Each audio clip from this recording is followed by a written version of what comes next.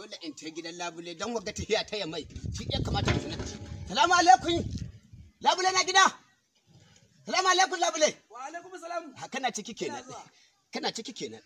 To ai dole in ga labule dan kwaran kai labule kwaran kanu fa kwaran da rana gaji haka wallahi watan tahiya ta kama ni tawo ya mai yawwa auren diya ta za ai to shi ya kamata ba wanda ya kamata in hada mazan yi ta nan sai wallahi gaskiya dan je in samu mawaki na auren diya ta a tashi ina nika son shiga ya mai kwaran mawaki wa mawaki zan je in dauko a tashi ran auren diya ga mu da sarkin mawakan arewa kaka zo hayya mai ka dauko mawaki nan gare mu Allah ya kawo mana sauki gida. Na san kana son ci gaba wallahi ina son ci gaba arewa shi yasa. To muna da sarkin mawaka. To da ka je garin Matakari kace a gwada ma sarkin mawaka arewa. Malam mun tayi. Obishi ne. To tsaya ka je.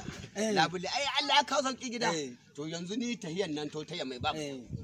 Watan da Allah ya sa gashi kusa ka gane shi kenan. To kai nayi ma so dan Allah ka taimaka min in dai da hanya ka je ka ga nan mun shi kai mai bayani.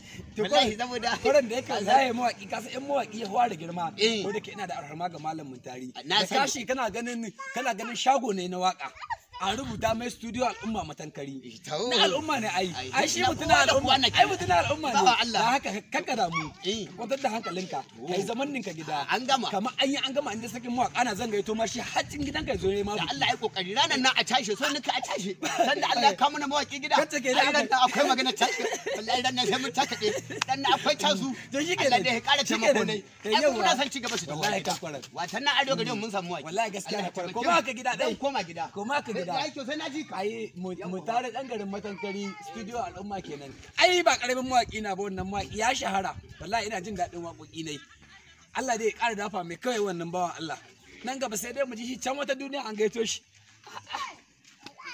wai